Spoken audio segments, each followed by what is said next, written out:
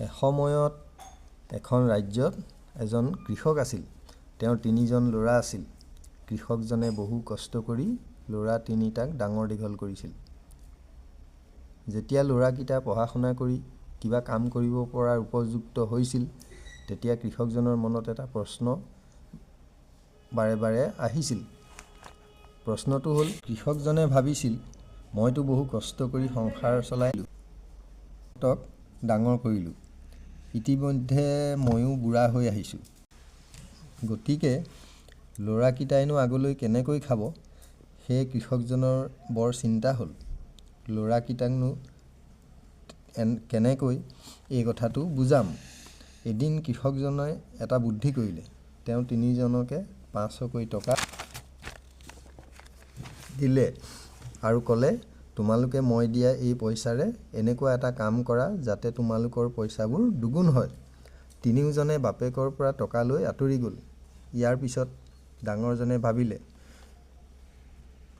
টকা পাইছোঁ যেতিয়া কি কৰিম সেইটো পিছত ভাবিম।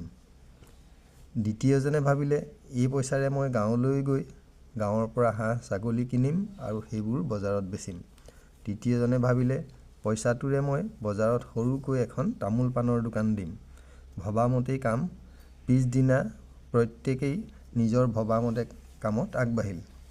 এনেকৈ কেইমাহমান যোৱাৰ পিছত বাপেকে পুতেকহঁতক মাতি কথাটো সুধিলে, বোপাহঁত, তহঁতে মোক কচোন, মই দিয়া পইচাৰে তহঁতে কি কাম কৰিলি বা কৰি আছ?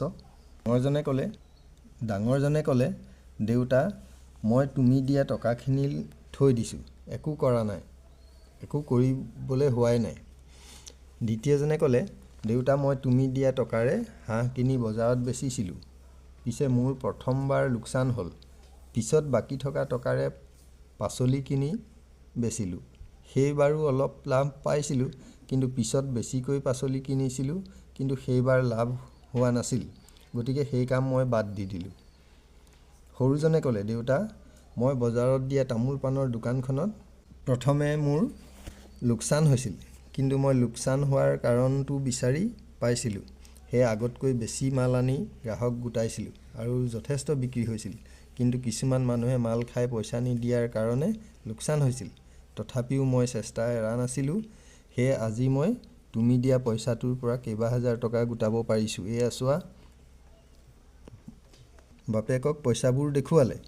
বাপেকে দেখি মনত বৰ সন্তোষ পালে আৰু ক'লে, তোমালোকৰ ভিতৰত মই ৩টা গুণ দেখিছোঁ। সেইকেইটা গুণৰ বিষয়ে তোমালোকেও জানিবলৈ বিচাৰিবা, নহয়নে? তোমালোকৰ মাজত নিচ হ'লা ডাঙৰজন, মধ্যম হ'লা মাজুজন আৰু উত্তমজন হ'ল মোৰ সৰুজন। গতিকে তোমালোকে সৰুজনৰ দৰে কাম কৰিবলৈ চেষ্টা কৰিবা দেই। তেতিয়াহে সংসাৰত যোগ্য হৈ থাকিব পাৰিবা।